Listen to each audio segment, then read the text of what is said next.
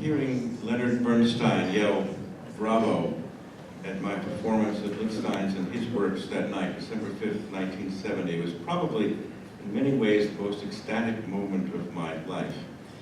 Second only to that was what followed after the curtain call when I told Bernstein I wanted to try and complete an unfinished work by Marc Blitzstein based on the story of Bernard Malamud, which Bernstein had told the New York Times he would complete and orchestrate. He looked me in the eye, took me in his arms, and murmured, "God bless you." So I felt kind of anointed, so to speak. A little over 3 years later, I played and sang it for him, with him turning pages for me and singing along an octave lower. The work has had 4 productions so far. Here's the excerpt that Bernstein first premiered at the Marc Blitzstein Memorial Concert of April 11, 1964, featuring soloist Jose Ferrer, who sang with what the New York Times called a Yiddish accent that would have made a row of Blintzes stand up and salute. It's a story. I discussed that with Ferrer afterwards. He said at first he thought that was an insult, and then he realized it was meant as a compliment. It's a story song told by an old man, Mendel, to his mentally challenged son, Itzhak, about what happened when Mendel's grandmother remarried. And I'll be singing both parts.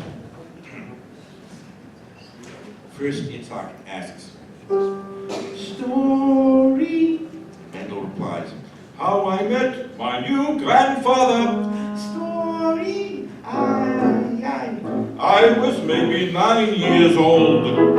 That my elder papa got married again. Came one day, she sent for me, I should meet him.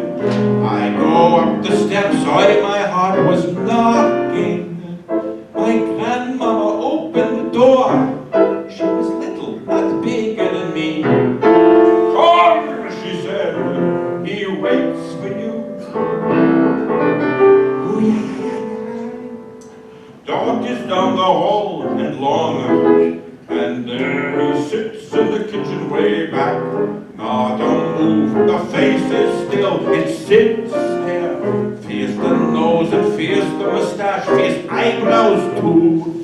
This bandit my grandmama wed, that she pushed me on him, that she said, "Here he is, your grandson Mendel." Such a fear, Kinder, what a thing is such a fear. You could die from only fear. Now, in me, my heart had stopped. He took a whole day before he turned around, glared on me and spoke. "Do you smoke?"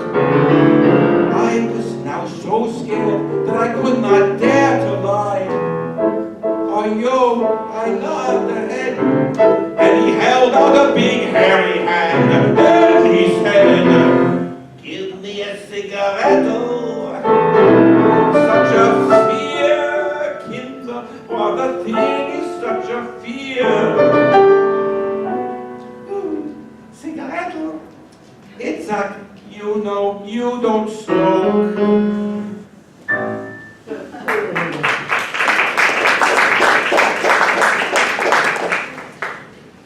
I had to finish the opera.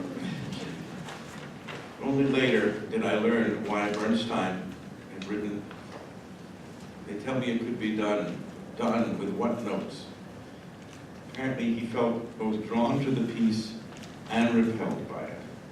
His maternal grandmother's name had been Dinah Malamud. Dinah is the name of the heroine in Trouble in Tahiti.